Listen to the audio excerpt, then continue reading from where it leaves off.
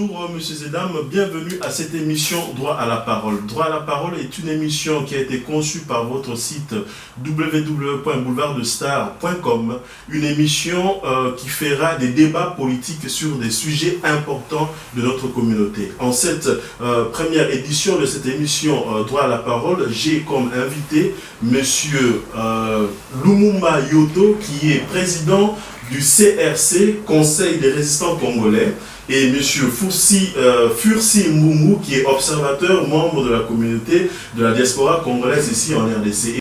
28 novembre 2011, 28 novembre 2012, une année s'est écoulée depuis la tenue des élections présidentielles et législatives en République démocratique du Congo. Ces élections qui ont été des élections de tout espoir de tous les Congolais à travers le monde et particulièrement ceux de la diaspora. Parce que depuis 2005, en fait, la diaspora bouge beaucoup pour le changement dans notre pays. Et ces élections de 2011, ces élections présidentielles de 2011 ont été des élections, comme je dis, de tout espoir pour tous les Congolais. Alors sur ce, j'ai avec moi mes invités de cette émission, M. Lumumba, comme j'ai dit, Lumumba Yoto. Monsieur Lumumba, bonjour. Bonjour. Bienvenue à cette émission. Merci d'avoir accepté de participer à cette première édition de notre émission Droit à la parole. Et nous allons parler sur le bilan du Congo, le bilan du président Kabila, une année déjà depuis qu'il est au pouvoir, et le bilan de notre diaspora depuis les élections présidentielles de 2011 à aujourd'hui. Bonjour Monsieur Fursi Mbungu. Bienvenue à cette émission Droit à la parole, c'est notre première émission. Je commencerai par M. Lumumba, peut-être un mot d'introduction ou de salutation à tous les Congolais de la diaspora qui vous regardent à l'instant. Voilà, merci vraiment de penser à moi, de m'inviter pour ce grand débat. Je salue toute la diaspora et je salue tous les Congolais à travers le monde. Et je leur encourage toujours de continuer avec la lutte que nous menons jusqu'à ce jour, la lutte de la libération de notre pays. D'accord. Votre mot d'introduction, M. Fursi? Ouais, très content d'être ici présent ce soir, participer à cette émission, c'est un honneur.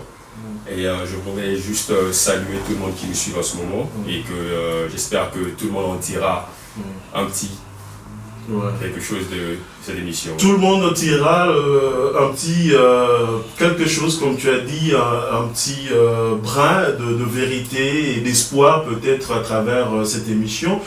Normalement, comme disent les analystes, il faut 100 jours pour faire le bilan d'un gouvernement ou de toute une entreprise. Et nous avons fait déjà 365 jours depuis que les élections du 28 novembre 2011 se sont passées. Nous sommes donc autorisés à faire un bilan. Monsieur Lumumba, pour vous, quel bilan faites-vous de une année du pouvoir de Monsieur Joseph Kabila? C'est vrai, regrettable de ce que je vais dire tout à l'heure, parce que vous allez reconnaître que l'année passée, 2011, au mois de mai, nous avons apparu sur Shot One pour dire que nous ne participerons pas aux élections et nous ne sommes pas pour ceux qui vont aller aux élections par rapport à la situation de notre pays. Je pense qu'aujourd'hui, personne ne peut ignorer que notre pays est sous occupation. Et quand il y a occupation, on ne peut pas parler des élections. Et ça serait difficile pour moi de faire un bilan par rapport à un pouvoir d'occupation. Nous pensons que c'est la continuité de ce pouvoir d'occupation qui est en train de régner sur le sol congolais. Et les élections, pour nous, c'était vraiment une mascarade qu'on ne pouvait pas participer. Donc parler des élections, parler d'un bilan aujourd'hui, c'est carrément ignorer tout ce qui se passe au Congo. Oui, mais le fait que vous n'avez pas participé à ces élections, vous n'avez pas voulu reconnaître ces élections, mais la réalité est que ces élections ont eu quand même lieu. Et il y a eu des opposants de grosses pointures qui ont posé aussi la candidature. Chez nous, il n'y a pas des opposants de grande pointure. Quand on est opposant, au Congo, là, il y a occupation, donc on est accompagnateur du mal. Et chez nous, nous pensons que tous ceux qui ont participé à ces élections n'ont qu'accompagné Canal de rester au pouvoir. Donc pour nous, il y a un bilan très négatif qu'on ne peut même pas parler, parce que je dis que le bilan qu'on est en train de faire aujourd'hui, c'est le bilan de 11 ans de la participation aux 11 ans de l'organisation de la balkanisation du Congo. Okay. Donc ça ne veut pas dire qu'il y a une année qu'on doit juger Kabila. Kabila est là depuis 11 ans, donc depuis 11 ans il est en train de faciliter la balkanisation. Ok, on va revenir sur quelque chose que vous avez épinglé en disant que tous ceux qui ont participé, il n'y a pas d'opposants de grande pointure, tous ceux qui ont participé à ces élections accompagnent M. Kabila à son pouvoir. On va y revenir parce que ça sera un autre débat. Et M. Foussi, que faites-vous comme bilan de ces une année depuis les dernières élections?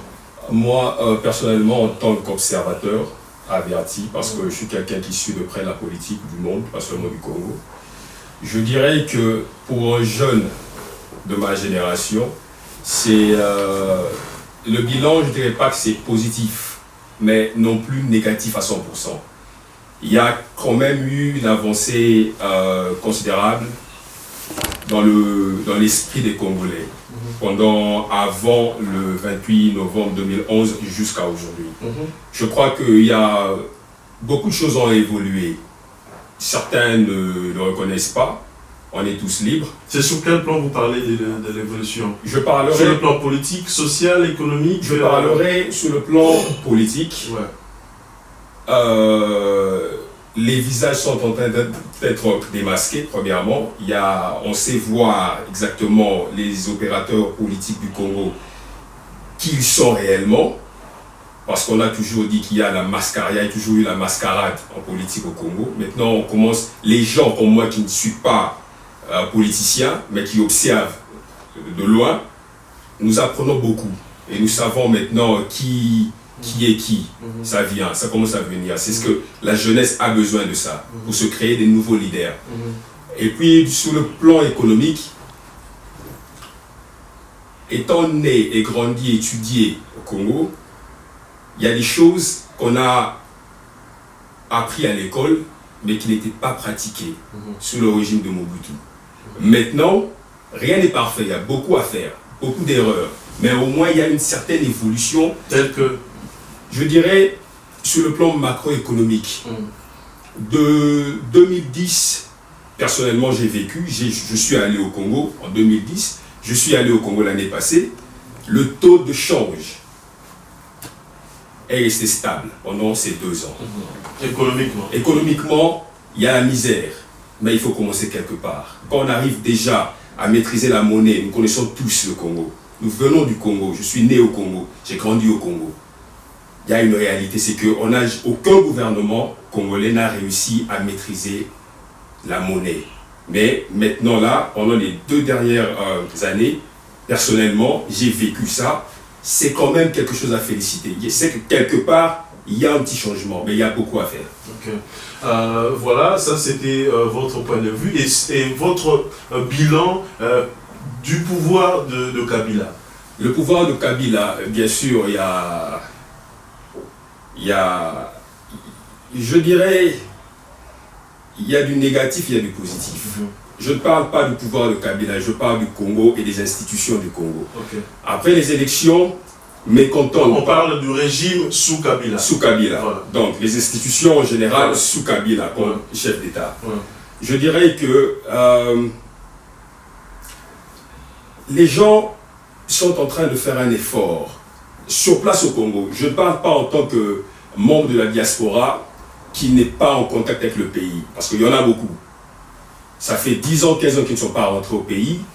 Ils voient les choses de loin. Ils sont déconnectés. Déconnectés totalement. Mais il faut y aller. Moi, j'y suis allé, j'ai vu. Je vous donne un exemple concret. De ma vie passée au Congo, je n'ai jamais vu les cours et tribunaux, bien qu'il y ait la corruption.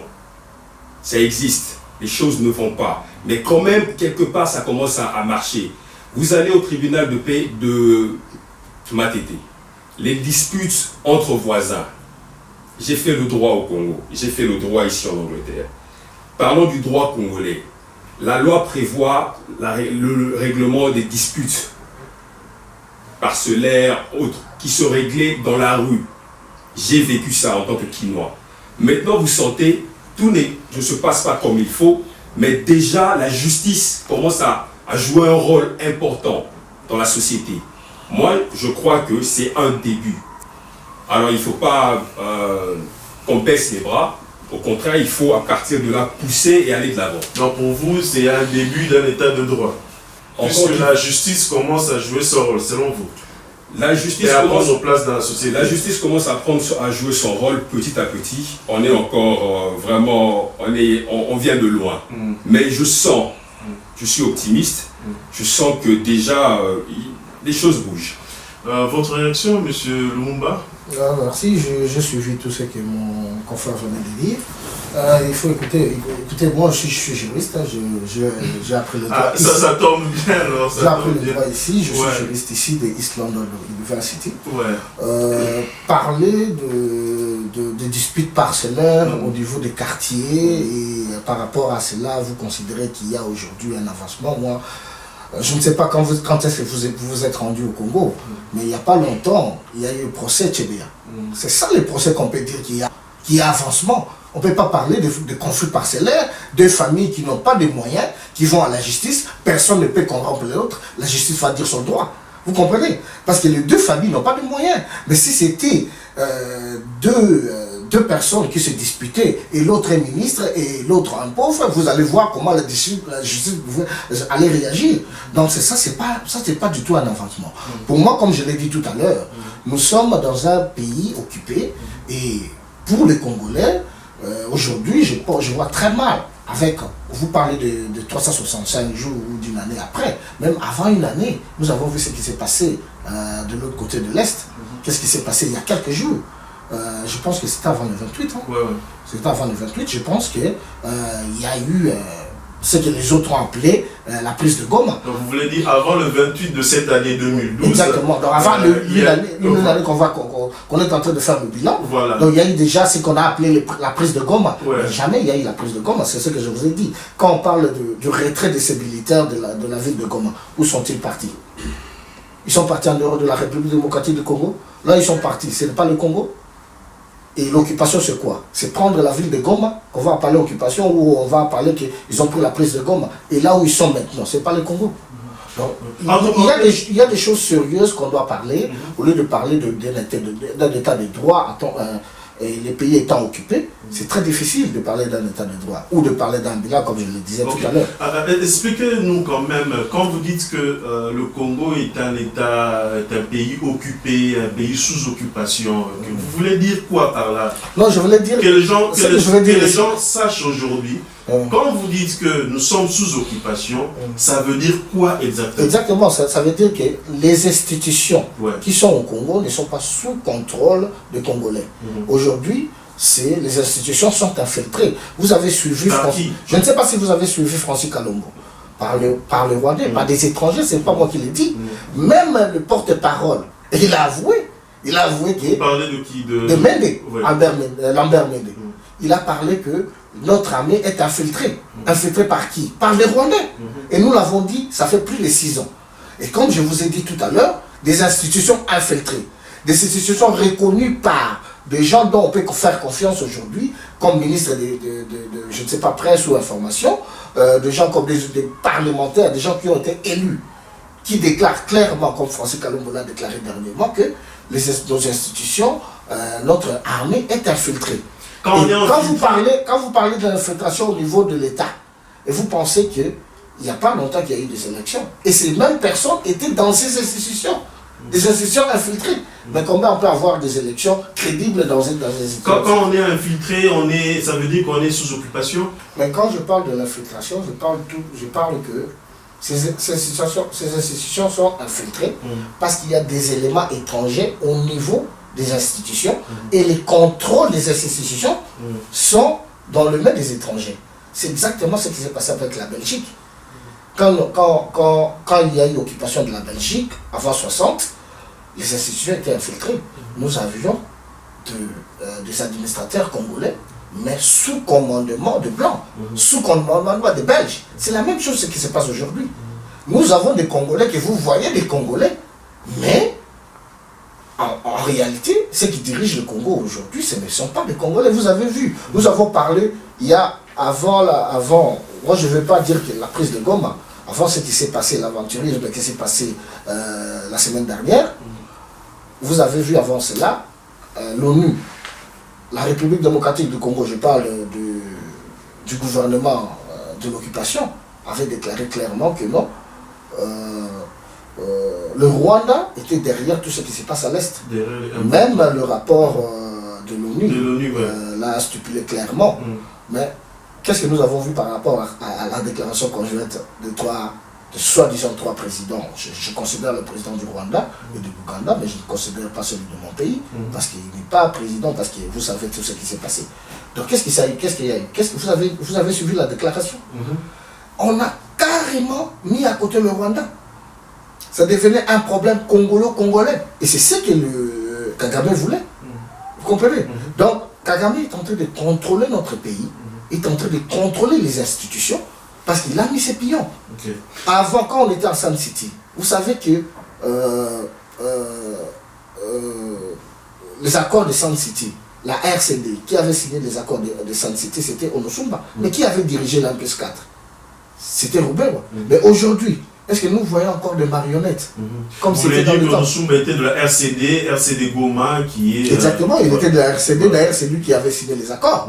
Un Congolais de souche d'origine. Exactement, parce qu'on voulait l'utiliser. Mais à l'époque, on utilisait des Congolais de souche.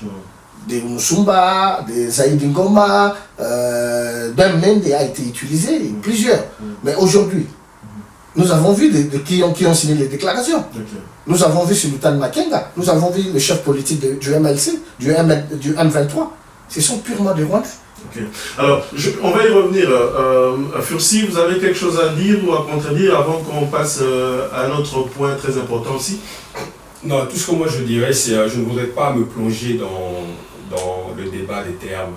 Vous voyez, mon frère a parlé de beaucoup de choses. Je crois que c'est ce qui crée un peu la confusion. Moi, personnellement, en tant qu'observateur, justement, c'est une des raisons que j'ai accepté de participer à cette émission, parce qu'on se pose des questions. Vous voyez, quand les Congolais, comme nous, passent à la télévision ou tiennent des discours, ils citent des noms. Il y a beaucoup d'informations qui circulent. Par exemple, on nous parle d'un gouvernement assiégé ou occupé par les Rwandais, infiltré. Vous savez, il y a beaucoup de... C'est vraiment compliqué. Tu vois, il y a beaucoup de gens dans la rue qui n'arrivent pas à comprendre. On a vu, il y a eu des marches ici, par exemple, en Angleterre, je ne parlais que de Londres, par exemple. Il y a eu une très grande marche qui a rassemblé, je ne sais pas, plus de 5000 Congolais. Jusqu'à 13 000 Congolais. Mais on a vu les médias... Là où nous allons, par exemple, au travail, le lendemain, le matin, on a été déçus de voir que les reporters qui étaient sur place, de Sky News, on a vu BBC News, ils ont reporté, on a vu des banderoles, des pancartes disant « Kanam est dehors ». Mais les gens, le message, il y avait tellement de confusion, les gens nous posent la question de savoir « Kanam, c'est qui ? Qui dirige le Congo ? Qui est infiltré ?» Moi, je crois à ce niveau-ci, nos compatriotes congolais de la résistance ici en Europe, ils ont fait un très bon boulot. Ils ont réveillé les consciences des Congolais. Mais maintenant, il faut faire très attention. C'est le moment de se concentrer, de jouer, d'utiliser la tête, l'intelligence, pour vraiment pousser, créer un lobby puissant des Congolais, au lieu de se limiter à lancer des mots qui créent la confusion. Parce que sincèrement, si ce mouvement était clair, avait des objectifs clairs, je crois qu'on a plus de 40 000 Congolais qui vivent ici en Europe. S'il faut réunir 15 000 Congolais pour une marche de 5 000, moi je pense que c'est rien. Vous avez, disons, entamé quelque chose qui pourra encore nous permettre de développer encore trop loin nos sujets. Je vais quand même revenir à quelque chose que M. Moum avait dit qui est très important. Nous sommes en train de faire le bilan d'une année depuis les élections présidentielles de novembre 2011. Et vous vous dites que votre parti, c'est un parti politique, non, c'est pas un parti politique. Le CRC. C'est un mouvement de résistants congolais qui est né ici depuis 2007 et qui a conduit toutes les actions de la résistance ici. Ok, votre mouvement n'était pas partie prenante, hein, et de ces élections et vous n'avez pas digéré ces élections, si on peut utiliser le terme. Exactement. Mais l'espoir des Congolais reposait sur M. Etienne Tshisekedi, en tout cas au niveau de la diaspora et un peu partout au Congo. Et Etienne Tshisekedi est une figure de proue de l'opposition congolaise. Et vous semblez balayer par le revers de la main cette figure de proue qu'est M. Etienne Tshisekedi en disant que tous ceux qui ont participé ou ont posé candidature à cette élection présidentielle de 2011 ont accompagné M. Joseph Kabila à son pouvoir, dans son de mèche avec Kabila. C'est ce que vous voulez dire? Exactement, moi c'est ce que je voulais dire tout à l'heure. Et ce que je dirais, c'est qu'il faut comprendre c'est quoi l'opposition par rapport à la politique. L'opposition, ce n'est pas du fanatisme, c'est par rapport au discours. Vous pouvez être aujourd'hui un grand opposant aujourd'hui par rapport à votre discours, et demain on vous rejette. Vous avez, Jospin avait perdu les élections à la porte de sa victoire. Vous allez comprendre cela parce que les élections, c'est par rapport, comme je l'ai dit tout à l'heure, c'est par rapport au discours. Vous avez vu que Tshisekedi est parti aux élections, mais vous avez dit, figure emblématique, mais est-ce qu'il dirige le pays? Non. Parce que nous avons dit que non. Si jamais le pays était libre, vous auriez moyen de gagner ces élections. Mais le fait que Tshisekedi a accepté de poser sa candidature et jouer le jeu démocratique fait de lui aujourd'hui... Il n'y a pas de jeu démocratique parce qu'au Congo, il n'y a pas de la démocratie. Vous pouvez jouer les jeux de démocratique, là il y a la démocratie. Donc le Tshisekedi n'a fait qu'accompagner le pouvoir qui est aujourd'hui, qui dirige le Congolais, qui maltraite les Congolais. Vous baisez ce que vous êtes en train de dire. Mais je le répète, qu'il a accompagné le pouvoir qui est aujourd'hui. Vous me dites, vous avez dit qu'il s'est présenté. Il s'est présenté pour faire quoi? Parce qu'aujourd'hui, il ne dirige pas. Donc il a accompagné ce pouvoir qui est en place. Pourquoi vous êtes gêné de le dire? Vous êtes de la presse. C'est vous qui devrez normalement dire ce que moi je suis en train de dire. Vous comprenez? Donc ça veut dire qu'il est parti aux élections et aujourd'hui Kalambri est en train de diriger et Tshisekedi ne fait rien. Vous comprenez? Donc, alors pour vous, il est toujours l'opposant charismatique ou bien il n'est plus opposant? Je vous ai dit tout à l'heure ici que non, il n'y a pas d'opposition. Si l'opposition, c'est par rapport à sa participation. Et l'opposition congolaise, elle est où? Quelle opposition congolaise? Il y a opposition quand il y a un régime élu issu des élections, un régime reconnu légitimement par le peuple. Là, il y a élection. Vous comprenez? Mais quand il y a un régime qui a pris le pouvoir par des armes, qui se dit congolais par des armes, et tous les Congolais unanimes, vous allez vous reconnaître que pendant de 2006 à peut-être 2010 vers fin, nous ne savions pas que Tshisekedi allait être candidat. Mais là, les élections se préparent par rapport au mandat de l'autre. Comme aujourd'hui, le républicain et les démocrates sont au pouvoir, les républicains sont en train de se préparer. Mais vous n'allez pas préparer les élections pendant 9 mois, ou 10 mois, ou 12 mois, ou 13 mois. Donc non. Vous êtes contre M. Etienne Tshisekedi? Mais je ne suis pas contre M. Etienne Tshisekedi, je suis contre ce qu'il est en train de faire pour le moment. En tant qu'individu, je ne suis pas contre. Si M. Etienne on parle politiquement. Si M. Etienne Tshisekedi n'était pas dans la politique, je n'allais pas être contre lui. Je parle aujourd'hui de l'otage qu'il a pris le peuple congolais. Je demande que le papa, il a fait beaucoup, maintenant il doit se mettre à côté, afin qu'on puisse prendre la destinée des Congolais en main. Je répète encore ma question. Le fait qu'il ait posé la candidature fait de lui qu'il n'est plus de l'opposition, fait de lui qu'il est maintenant de mèche avec... Je vais me répéter 1000 fois pour dire qu'il n'y a pas opposition au Congo. Vous comprenez? Donc, même lui, il ne fait pas partie de l'opposition. Il n'y a pas d'opposition au Congo. Cette question, vous pouvez me la poser. L'opposition congolaise, elle est où maintenant?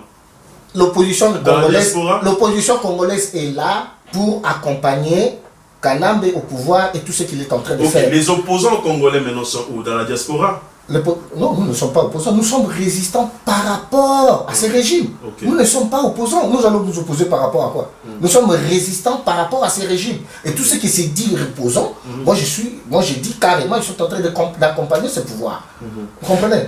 Parce qu'en opposition, il y a débat, il y a démocratie. Mais quand il n'y a pas de démocratie, quelqu'un qui a pris le pouvoir par des armes, et vous vous dites que vous êtes opposant. Comprenez. Ok, alors évoluons un peu, excusez-moi, c'est vraiment très profond ce que vous dites, on aurait eu vraiment le... Non, je me répéterai même 1000 fois, parce que je sais que les gens persistent sur cette question, de dire si moi je me répéterai même 1000 fois, et je vous dirai ce que je suis en train de dire ici, que ce sont des accompagnateurs. Etienne Tshisekedi. Exactement. Ok, alors pour parler de la diaspora maintenant, ça fait une année que les élections se sont déroulées au Congo depuis 2011, aujourd'hui une année, et la diaspora a fait beaucoup de pression. La diaspora a fait des marches, surtout la diaspora de l'Angleterre, parce qu'il faut dire que la diaspora de l'Angleterre est détonateur de tous les mouvements de résistance, de combat et à travers le monde. Il faut qu'on se le dise, et parce que c'est la vérité. Alors, on a fait des marches et des marches, on a fait beaucoup de choses. Vous avez organisé aussi des marches et des marches depuis 2005. Vous allez, à chaque fois que vous faites des marches, vous avez des mémos que vous allez donner au Premier ministre britannique, selon les temps et les époques. Est-ce que vous avez un feedback de tout ce que, de tous les mémos que vous avez donnés? Et dans ces mémos, vous dites quoi? Parce que quand vous remettez, vous êtes un groupe de gens et la communauté, la diaspora, ne sait pas au fait ce que vous dites dans vos mémos et que vous remettez. Par exemple, le dernier mémo que vous avez remis au Downing Street, là où il y a la primature ici en Angleterre, qu'est-ce que vous avez dit dans ces mémos? Est-ce qu'il y a eu une réponse à ce que vous faites? Écoutez, le dernier mémo, ça date de quand? Je ne sais plus quand est-ce que la dernière fois que j'ai participé à la rédaction de mémos. C'est que je dirais qu'à chaque fois qu'on écrivait des mémos, c'était pour revendiquer la réalité des choses qui se passent au Congo. Mais nous, par expérience, nous avons compris que tout ce que nous faisons ici, ça arrangeait l'homme blanc. Ça arrangeait l'homme blanc et que lui d'ailleurs préférait qu'on puisse continuer avec les marches, qu'on puisse continuer avec des revendications démocratiques. Là, il n'y a pas de démocratie. Et pour moi, j'ai commencé à croire que ce n'est pas les marches qui vont libérer le Congo. Vous comprenez? Et par rapport au mémo, comme vous avez demandé, comme je vous ai dit, le dernier mémo, je ne sais pas de quelle marche vous parlez. Il y a eu la marche le 28 novembre, en fait, une année pile, et il y a eu une marche ici à Londres. Ok, je n'ai pas participé tout d'abord à la marche, je n'ai pas participé. Votre mouvement a participé? Non, nous avons participé, notre mouvement a participé dans le sens de sensibilisation, mais pas, nous n'étions pas dans le même idéologie. Vous n'étiez pas des acteurs? Non, nous n'étions pas des acteurs parce que nous n'avons pas peut-être conçu, nous n'avions pas la même conception de ceux qui ont organisé la marche en disant que non, écoutez, c'est pour réclamer que l'âge de Goma est tombé, alors que nous pensons que le pays est occupé.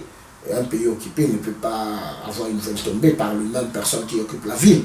C'est pour cela que nous n'avons pas participé à l'organisation. Mais ce qui a été écrit dans le mémo, je ne sais pas. Donc je ne sais pas faire un commentaire. Je dis que vous avez pu faire votre mouvement. Oui, nous avons organisé beaucoup de marches. D'ailleurs, la marche qui parlait tantôt de plus de 13 000 personnes, nous avons organisé cette marche. Et nous avons déclaré que le 1+4 à l'époque 2005 avait échoué, qui devait organiser des élections le 30 juin 2005, qu'il a échoué, qu'il ne devait pas continuer avec le processus. D'ailleurs, le préalable de Sun City n'était pas réussi et tout ça. Bon. C'est ce que dans la plupart des mémoires, nous revendiquons exactement ce qui se passe au Congo. Et que vous avez eu des feedbacks pour ça? Les feedbacks sont toujours négatifs. Quand vous envoyez un mémo au Premier ministre, plus tard on va vous écrire une lettre pour vous dire que non, écoutez, cette histoire devrait être traitée au niveau du ministère des Affaires étrangères. C'est ce qui... Bon. Je vous dirais que c'est négatif. Pour comprendre que le complot est international. Ok, d'accord. On va revenir sur le complot international. Monsieur Fursi, est-ce que vous êtes d'accord qu'aujourd'hui, Etienne Tshisekedi n'est plus crédible? En tout cas, c'est le terme, selon Monsieur Lumumba Yonto.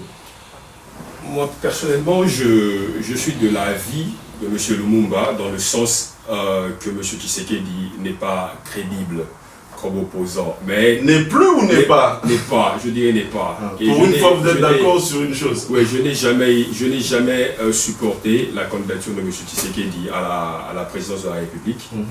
C'est à ce niveau-là que je suis du côté de M. Lumumba. Mais ça, c'est la forme.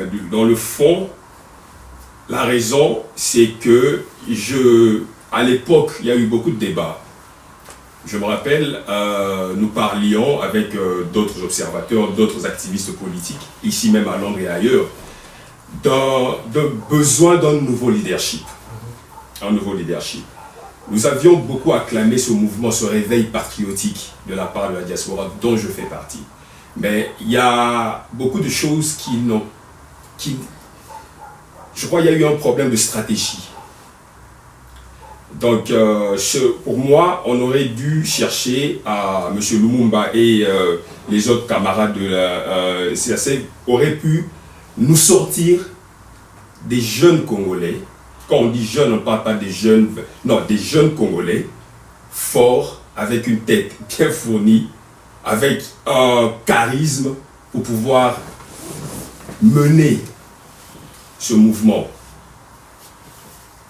Nous avions critiqué, moi personnellement j'avais critiqué le fait que le mouvement avait commencé en 2005, on l'a vu grandir, il y a eu beaucoup de problèmes, même maintenant il y a beaucoup de problèmes, il y a beaucoup de groupes, ils sont tellement éparpillés que des fois le message embrouille un peu. Mais du moins, ce mouvement quand il a été créé en 2005, si c'était bien organisé, on serait très loin. Les élections de 2011, M. Lumumba, leur thèse c'est qu'il n'y aurait pas eu l'élection parce que déjà l'État qui est là sur place n'existe pas. Il faudrait peut-être un coup d'État ou je ne sais pas leur méthode pour renverser le pouvoir en place, installer un pouvoir de transition afin d'organiser des élections en bonne et due forme. Mais pour moi, j'aurais bien voulu que, profitant de la situation, en réfléchissant, nous savons tous qu'il y a des puissances internationales derrière tout ce qui se passe au Congo. On ne doit pas rêver. On ne peut pas mettre un stop à la vie des Congolais. Nous sommes à l'extérieur. Les Congolais du pays qui souffrent réellement sont restés au pays. Nous avons des familles, nous avons des amis. Il faut être réaliste dans la vie. Il faut savoir saisir l'opportunité. Le mouvement avait tellement grandi, avait pris de l'ampleur, on aurait dû sortir des leaders pour aller se battre au pays. Quand je dis se battre, je parle des élections. Politiquement. Politiquement. Monsieur Lumumba me contradira, mais ça prendra du temps. La chute d'un régime, du jour au lendemain, ce n'est pas une garantie de succès. D'accord. Alors, je ne vous coupe pas, c'est juste pour permettre à M. Lumumba de réagir. Qu'est-ce qui vous empêche de faire des actions concrètes sur le terrain au Congo? Je voulais dire ici que le mouvement, quand ce mouvement a commencé, le mouvement a commencé dans la rue. C'est un mouvement révolutionnaire qui peut commencer n'importe comment. Vous allez vous souvenir, en janvier 1959, la révolution qui a mené à l'indépendance de la République démocratique du Congo a commencé dans la rue. Et il y a eu des gens qui ont pris cette énergie, cette force que les Congolais ont pour l'orienter. Donc ce mouvement avait commencé. Il ne fallait pas regarder ce mouvement de l'extérieur pour dire que nous attendions. C'est un mouvement des Congolais. C'est pour cela que vous, qui avez des têtes, vous devez venir organiser ces mouvements afin de prendre un chemin, afin de s'orienter. Si vous laissez ces mouvements en disant que non, mais écoutez, ils ont commencé, on va voir comment ils vont évoluer, mais les choses ne vont pas évoluer au Congo. Et nous allons dire que les gens souffrent énormément au Congo, les gens meurent de faim énormément au Congo, pendant que nous ne faisons rien, nous sommes en train d'observer les combattants faire ce qu'ils sont en train de faire. Hier, les combattants étaient des voyous. Aujourd'hui, les gens comprennent parce qu'il y a les mêmes qui déclarent aujourd'hui qu'il y a occupation. Il y a même les gens du PPRD qui déclarent qu'il y a des Rwandais dans des institutions. Et vous avez demandé qu'est-ce qui manque en fait que nous amenions ce mouvement au Congo. Nous avons dit, comme je vous ai dit, que le mouvement a commencé dans le rue de l'ordre. Et maintenant, nous nous sommes organisés. Ça prend du temps. C'est la révolution. La révolution n'a pas de dents. Oui, mais ça fait quand même plus de 5 ans que vous existez. 6 ans, 7 ans peut-être. Ouais. Exactement. C'est ce que je vous dis, que la révolution n'a pas de dents. Ça peut prendre 10 ans que nous existons. Mais notre objectif, c'est la libération du Congo. Mais qu'est-ce qui manque que vous ayez une représentation au Congo, que vous fassiez des actions concrètes sur le terrain? Ça nous a pris au moins 4 ans pour que nous ayons une représentation au niveau de France. Donc ça veut dire que ça va nous prendre le temps qu'il va prendre pour que nous arrivions au Congo. Mais nous sommes déjà au Congo. Vous comprenez? Nous sommes déjà au Congo. Dans vos pensées ou Non, pas dans nos pensées, parce que c'est un vent. vous suivez beaucoup de gens. Oui, mais tous ceux qui sont contre le régime actuel ne sont pas forcément des résistants, mais ce sont peut-être des politiciens et opposants.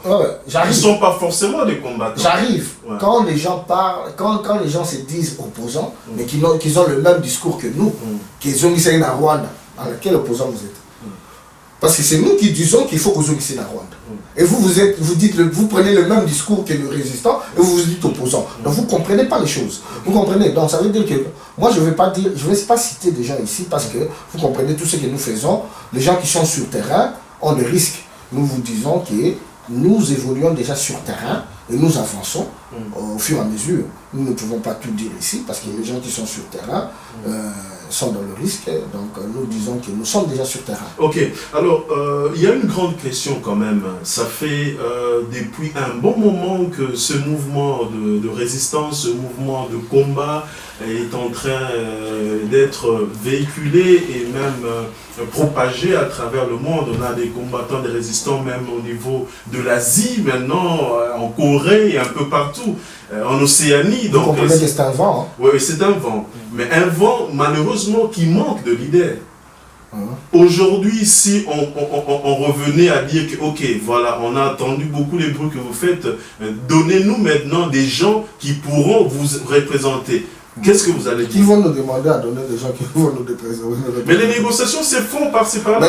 Mais quand vous allez, quand vous faites des marches et que vous allez remettre un mémo au Premier ministre britannique, vous reconnaissez quand même quelque chose. Vous reconnaissez qu'ils représentent quelque chose. Vous reconnaissez qu'ils peuvent faire quelque chose. N'est-ce pas? Quand nous déposons des mémos... Quand je dis ça, alors, quel est le leader de ce mouvement? Exactement. Quand nous déposons les mémos, et dans ces mémos, quand le Premier ministre reçoit les mémos des Congolais, il comprend à qui il va s'adresser.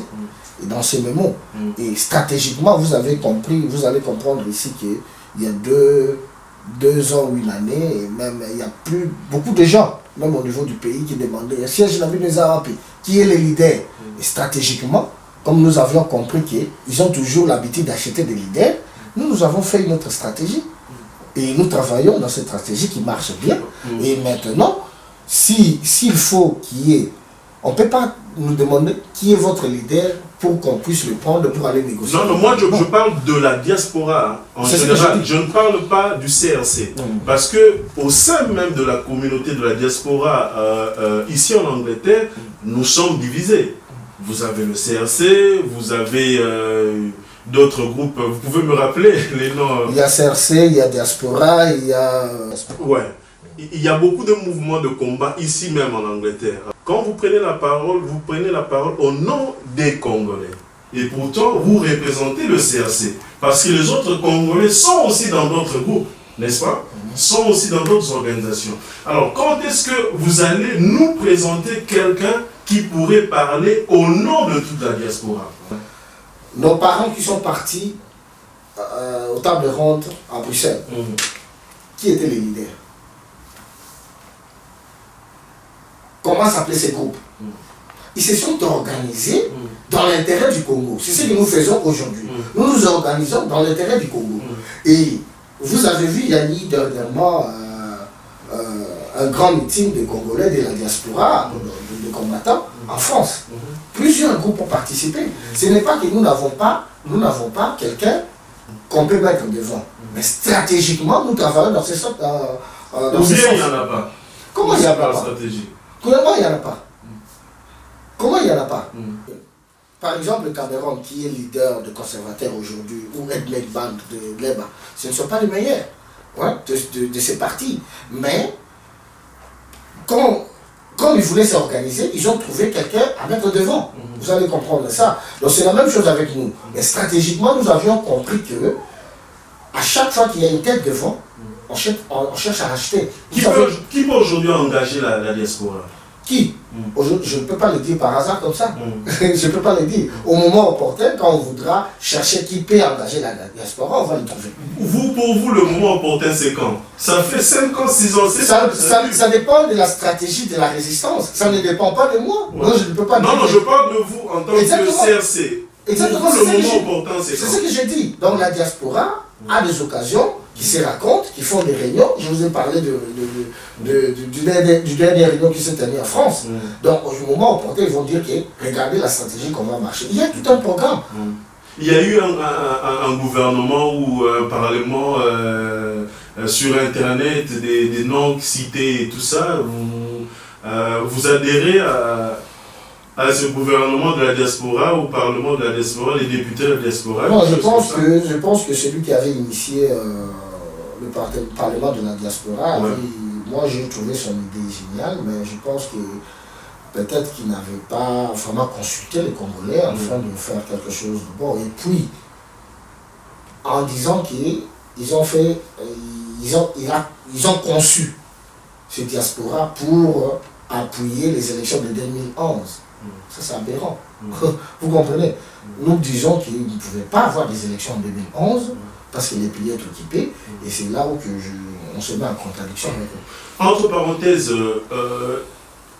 vous représentez le Conseil des résistants congolais et vous faites des actions. Et il y a John Numbi aujourd'hui qui, en tout cas pour certains Congolais, constitue aussi un bras d'espoir, parce qu'il a les armes que vous n'avez pas. Mais lui, il réclame la vérité des urnes. Donc lui aussi, il est dans le faux. Écoutez, aujourd'hui, réclamer la vérité des urnes, même les M23 réclament la même chose. Les M23 réclament la vérité des urnes. Qui réclame la vérité des urnes? Et nous réclamons la vérité des urnes à qui? Il faut poser la question. Réclamer la vérité des urnes, c'est bien. Je peux le dire, je réclame la vérité. À qui? Kanambe, il va te donner la vérité des urnes. La communauté internationale. Donc, ils ont déjà prouvé qu'ils ont reconnu Kanambe. Kanambe a été... quand vous parlez de Kanambe, vous parlez de qui? Je parle de Joseph Kabila. Oui, allons-y. Joseph Kabila, comme vous l'appelez, il a été reconnu par l'ONU, il a été sur la tribune des Nations Unies.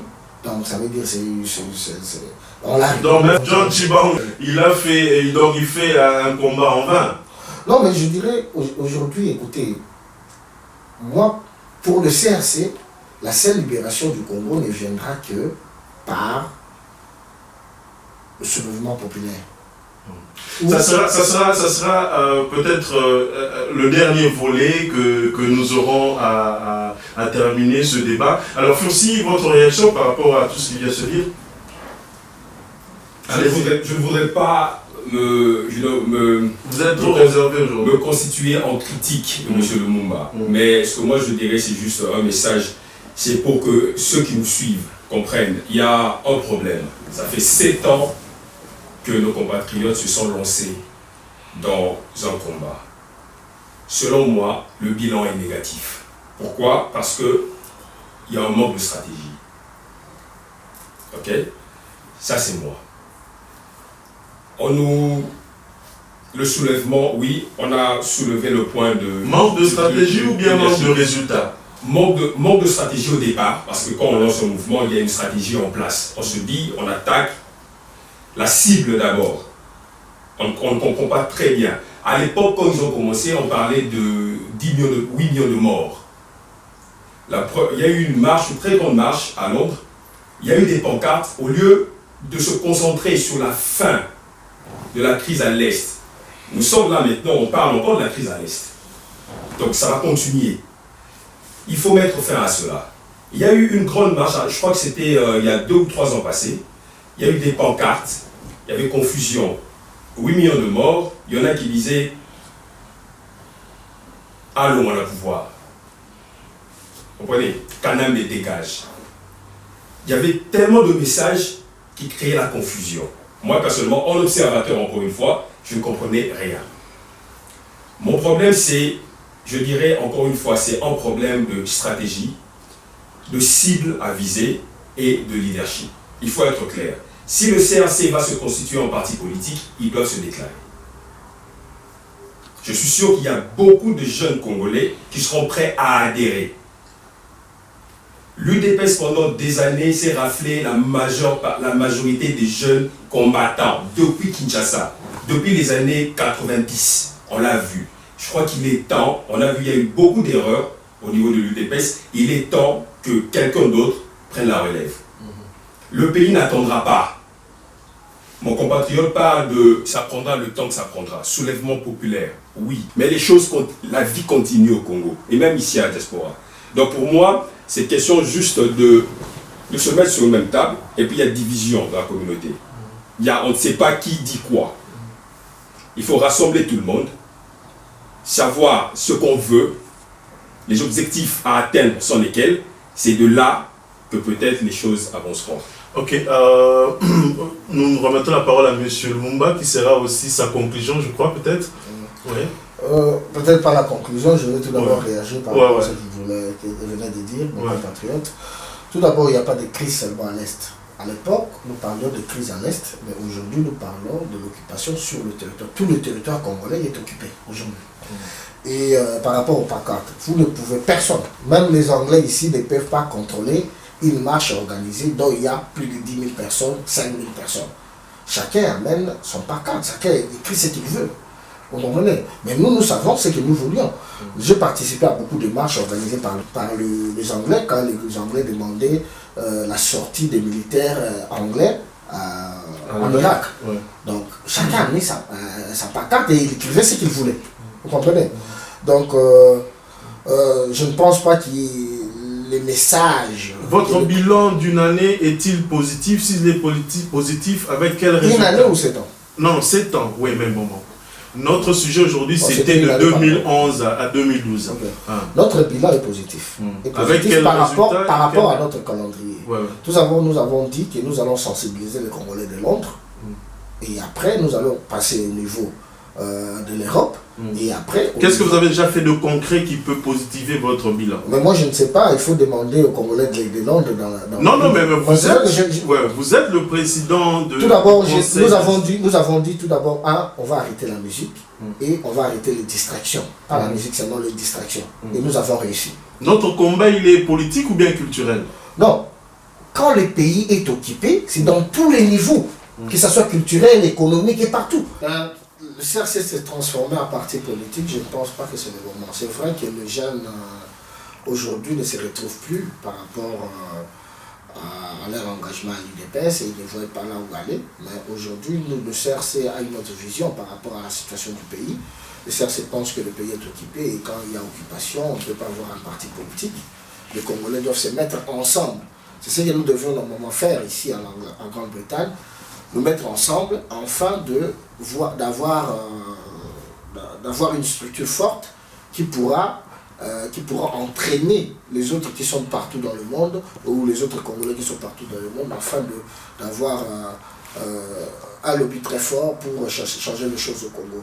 Mais compter sur la communauté internationale qui est déjà complice de ce qui se passe au Congo, je pense que pour le moment on ne peut pas négocier quand on est faible. Parce qu'on va toujours vous mettre à genoux. Donc il faut tout d'abord devenir fort. Si aujourd'hui la communauté congolaise comprenait que nous pouvions, la diaspora peut mettre dans le riz de Kinshasa les Congolais, donc la communauté congolaise va courir après nous pour négocier. S'ils savent que nous sommes faibles par rapport à ce qui se passe au Congo, et nos réactions sont ici, en organisant des marches et tout ça. Donc selon vous, les marches n'ont plus lieu d'être parce que c'est nul et sans effet. Faire des marches ici en Europe. Les marches qui ne sont pas accompagnées avec des actions au Congo, n'ont plus de sens. Je voudrais que vous répétez ça quand même. Les marches qui ne sont pas accompagnées avec des actions au Congo n'ont pas de sens. Parce que politiquement, ceux qui sont au Congo n'ont pas peur de nous. Ils ont peur de nous par rapport à la violence. Par rapport à la violence, ils savent que s'ils viennent ici, nous allons les tabasser. Mais au Congo, on ne va rien faire. Vous comprenez? Donc nous devons amener des actions sur place à Kinshasa, inquiéter ceux qui sont en train de maltraiter les Congolais. Ils ont cassé les kiosques de maman et tout ça. Qu'est-ce que nous avons fait? Nous devons réagir par rapport à ça. Je crois qu'on peut donner la parole à Fursi pour dire son mot de conclusion. Ouais, en conclusion, je dirais tout simplement que les Congolais doivent se mettre ensemble et réfléchir, utilisant un peu plus nos têtes que les émotions. Donc mettons les émotions à côté, arrêtons de nous battre entre Congolais et essayons de cibler le vrai adversaire du Congo. Donc